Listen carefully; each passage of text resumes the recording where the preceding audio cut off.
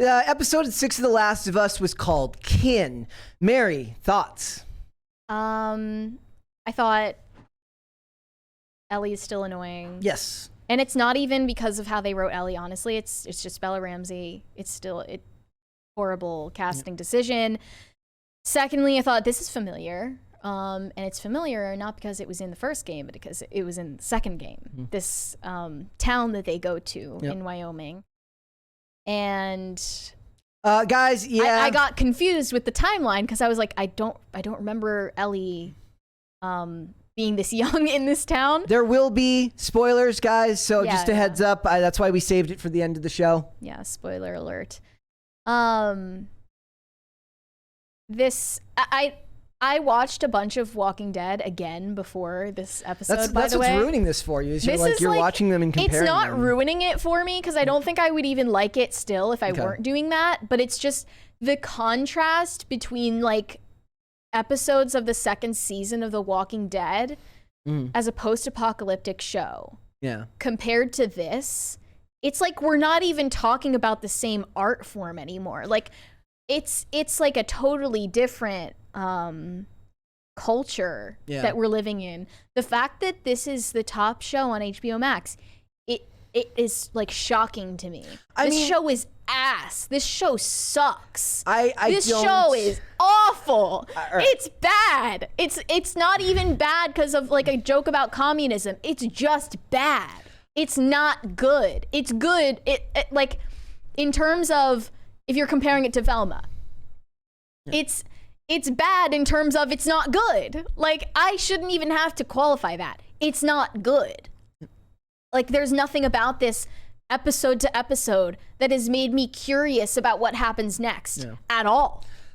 I would say that it is an average to below average show that has bright spots because Pedro Pascal continuously proves himself to be a fantastic actor. But you're right. The rest of it, honestly, he's whatever. Anytime, I don't even. This could solely be a preference thing.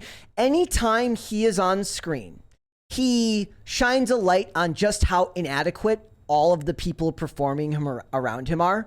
The funny thing is this had a special guest appearance early on by Graham Greene, who is a fantastic actor. He's Marlon at the beginning of the episode when they're in the house, the guy who's with his wife. Yes. That guy. He plays an amazing bad guy on the show Longmire, and he's just a fantastic actor. But Gabriel Luna as Tommy, far better casting here than he was when he was in Terminator Dark Fate, that is for sure.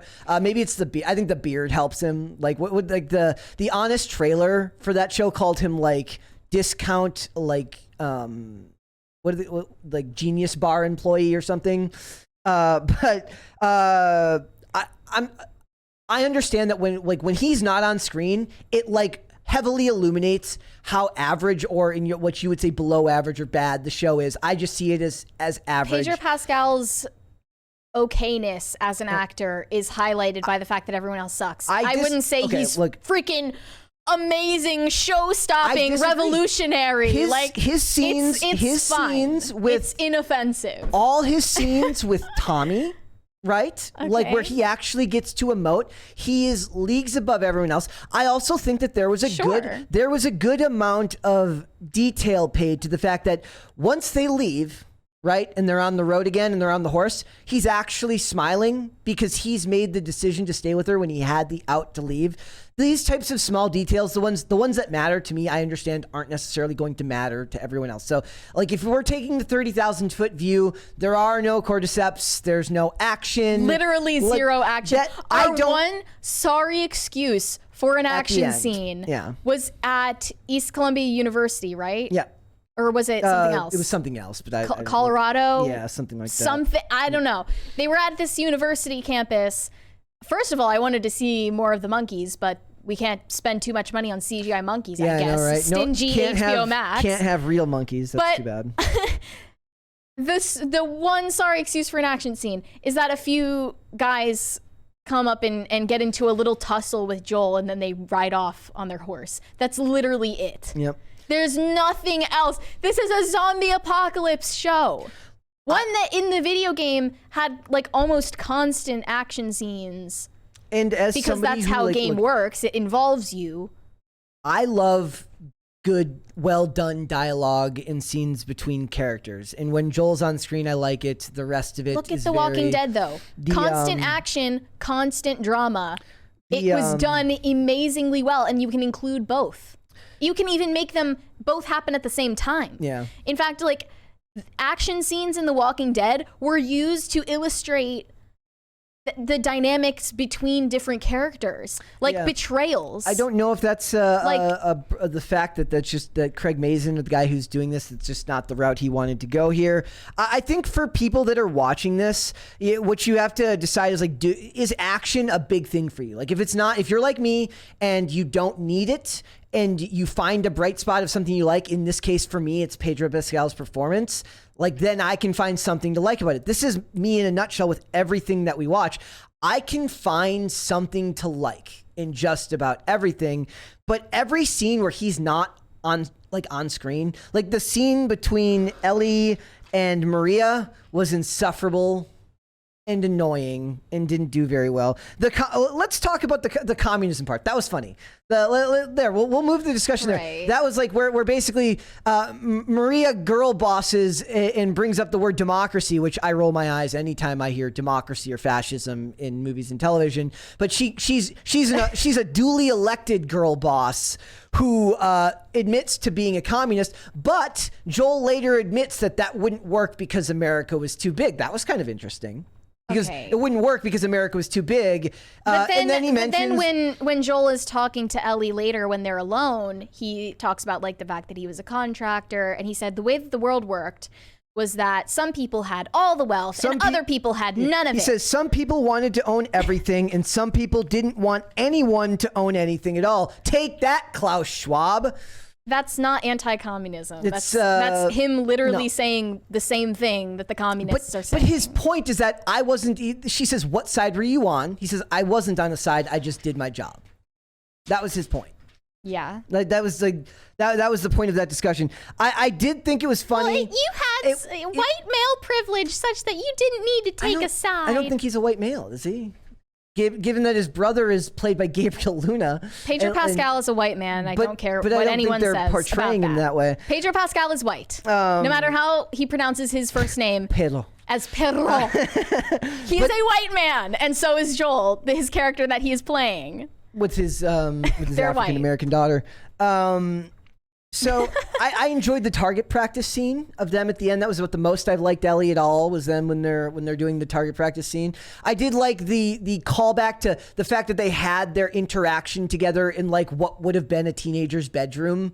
Like a dad talking to his those are the little things. Look, I understand that from the 30,000 foot view, people might not like it as a whole. These are the things that I liked about it. Yes, I know Joel is white in the game, but I don't know if they're trying to do that here because Gabriel Luna plays his brother, and Gabriel Luna is Hispanic. So, and his daughter in the show version is black. So, or is half African American.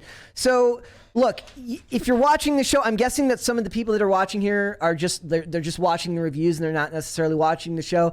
I think Hopefully that, not. If you like it, you like it. If you don't, you don't. But I can continue to come back. But like I said, the episodes that I don't like are the ones where there's less of him. So you lose a lot. He's not going to be around for...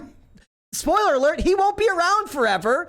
And then there will be absolutely no reason for even somebody who's giving them the benefit of the doubt like me to watch. Also, the trailer for the next episode, it's gay, super gay, mega ultra super gay. That's the theme of next episode. Really? It's Ellie and gay. That's the whole trailer is just Ellie and gayness, and that's all it is. Dude, fuck this show. This show is ass. And if you find something good about it, then they don't even deserve you the favor. They don't even deserve you doing them the favor of looking for the good in it, because they have spent... I'm not doing the favor for them, though. I'm doing it because that's just how I approach media. That's fine. Yeah. That's your opinion. But what I'm saying is, like, they've spent the goodwill. It's over. Yeah. It's done. I don't care about the show. I never did. The pilot was a 6 out of 10 at the highest, and it's been all downhill from there. It's just don't watch this show. It's awful, and it's like such a like death knell for our culture that this is doing well right now. I think of that this is Velma, even being talked about. I think of Velma as awful. I don't put this on the same level as Velma. I don't. Like, Velma is awful to me. You don't think that a show this mediocre being the most popular right now is a bad sign for where we're at? I mean, our standards have lowered so much. We're like so desperate for some semblance of an actual story to be told that this is what we're accepting. Like, this is what we're getting excited about. No, I'm done. Like, this is ass. Job is going to be a long one because the media is not, unless we're going to review nothing but Daily Wire movies, and we'll just it's going to be a thing. We still got Cocaine Bear. You can always watch old movies, but other than that, I would review the shit out of some old movies, but you know that's not always the way to go. Also, all of the people in this episode in this town are the like. They are the leftist, like, Dem socks who wear Carhartt and hate, like, Middle America. Like, they are the, like, Portlandian, like, Antifa members that wear... There's plenty of people on this side of what we would consider this side of the aisle that like the show as well. No, I'm saying the people in this episode. I'm talking about the characters. Actual characters. The characters in this episode are literally the Democratic Socialists that wear Carhartt beanies and Doc Martens and appropriate all of the dressings of people in Heartland America and hate its guts at the same time. They also wouldn't. It's also funny that they wouldn't do anything to. I knew that nothing bad would happen to them because they would never allow the commune to do something to implode. By the way, there are how many people? Like a few hundred in this commune. There's no way that there's no leader in a 300 people or whatever. Like under 50 people, you can have maybe you can have no leader. Yeah. That's it. If you go anywhere above that, you need basically a dictatorship. That's it. Yep, there was no way that was going. And then, or a council of leaders also who would be white men, by the way. In the real world, if we're talking reality. Yes. But this is the fantasy land of people, of like all of those, you know, gay they-thems who ran an alpaca farm where all of the alpacas died en masse because they're incompetent. Also, where did the extra horses come from? Like when they got I guess they breed the horses. No, not that. Like when they get picked up by the roving guard, right? And they check them with the dog to see if they're infected. But then when they ride back to camp or back to the commune, Ellie and Joel have horses too. Where did the extra horses come from? There aren't other people doubled up on the other horses. Where the hell did the extra horses come from? That's the stuff that I get hung up on. The little That's details the they didn't stuff that think I get about. That's the stuff that I get. They don't care about the show. Look. Nor do they care about the characters. Or we can the story talk. It's based on. If you guys look, it's not in me to just constantly like rag on literally everything. But like I have to at least look for something to enjoy. And if there were something to enjoy, I would be pointing it out. Trust me. But we okay, then you have higher standards than me. That's fine. That's what it is. I disagree that I don't think that Joel's performance was just average. I think that his performance shines a light on just how average or below average everyone else is in the show. How forgettable they are as actors. I'm not going to call his performance average. It is above average. However, that should not be something we're like salivating over. The only reason that he seems outstanding is because everyone else is awful. That's it. In his scene with his brother, I thought they both did good in those scenes, but Pedro's just a better actor. The thing is, Ellie sucks. Yeah. And that's the thing that you needed to get right. Her scene and with they fucked it up. Maria, like in the hair cutting where she's supposed to be like defending Joel. Like there's supposed to be emotion there. I didn't feel it there. And Maria, that lady sucks. Like the acting in that sucks. And why was it that Tommy introduces her finally as his wife, and why is it that if they want her to leave the table so they can have a private conversation, it becomes like a racial thing? Wouldn't it be a sexist thing? No, because Ellie gets to stay. Oh, Ellie right? gets. Oh, Ellie gets. Oh wait, she's non-binary. Oh wait, no, she's not. She's not in the show. She's not. Not in the show. Yeah, well, and like anytime, like it's so hard to keep track of these like when stuff like that happens, I just roll my eyes. And it's like, of course, like in the year 2022 or 2023, you're never going to get rid of all that stuff. So we need to. It's like grading on a curve, and I know that sucks that you have to grade on a curve. But it is what it is. Like, it was weird that they made it a racial thing, but you knew they would. Try to come out as non-binary in 2023 if the world ended in 2003. I know, right? Try it. Yeah. Like, honestly, the culture, if we like came to a standstill in 2003 and gave up all of our like social mores and niceties and civilities, you think you would come out as non-binary? No, it wouldn't matter. Or pansexual or any of these weird things? No. You'd be going to hunt. You would be surviving, and your leader would be a straight white male. Yeah. It's also funny, and you wouldn't even know what the word cis is.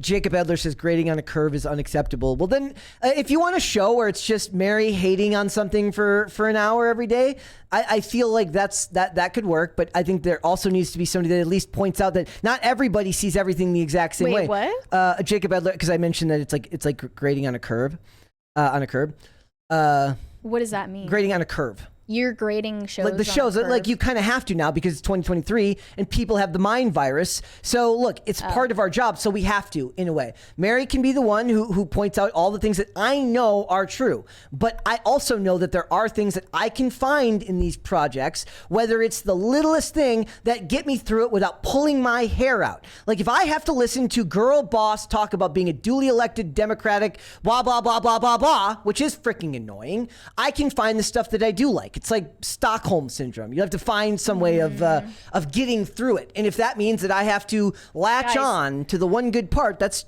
Joel. And I don't hate everything. What I'm saying is I love the post-apocalyptic zombie show that was made 10 years ago that did everything right. Until the fourth or fifth season, when they said there would be no straight couples anymore on they even on The Walking Dead. Even messed that up. Yep. Like if it's good, I love it. I love the beginning of The Walking Dead. They did it basically perfectly. Yeah. Everything about it, everything. Like they perfectly blended action scenes and like high suspense, life or death scenes with things that like illustrated interpersonal dynamics. Like for instance, the dynamic of like competition and like the disintegration of Rick and Shane's friendship. It was illustrated through action scenes where they were in life or death situations together. Yeah. That's like, and they can't manage to do the same thing in The Last of Us to show bonding between Joel and Ellie? Yep. They can't manage to do that? Yeah, the thing about their relationship is it still feels distant. Like they've tried, like it feels like they're doing what they need to do, but it's just not hitting. Like they're doing what they need to do. Like they're going through things together. This one, she's like, everybody leaves me. He decides not to leave her. On paper, they did the right thing. But it's not landing. But that's because it requires both of them to pull that performance off, and I just don't think they do. I feel like they chose Bella Ramsey specifically because she would piss people off on the internet. Maybe. And she's the woke choice. What was it? She was a Game of Thrones actor before this? She was chosen for Game of Thrones because she looks like her parents are related, okay? Yeah. That's it. So it is what it like. Again, Mary will say probably not a recommend. I'm guessing not a recommend. No. I say like if you're like me and if you watch the show, then you've been able to discern like who your tastes are more like. Do you have tastes similar to Mary, or do you have tastes similar to mine, where you can look for something that you like in something like this? There's an argument to be made that I am like doing this for work, so like why would you waste your time to just look for something that you like in something that you're not sure if you even want to watch? I understand that, but I'm just giving you my thoughts on what I liked about it. If you enjoy a lead actor giving a really, really good performance and you can overlook the rest of it, then maybe this is for you. Otherwise, maybe it's not. I've recently started watching the 1996 series The Pretender, starring Michael T. Weiss, which is just corny and cheesy, and it rules. What's it about? He's a guy who's like he's a guy, and he was raised in this like center that teaches kids with prodigious abilities to be pretenders. So he can do any job just by he can fake it at any job just by reading about it.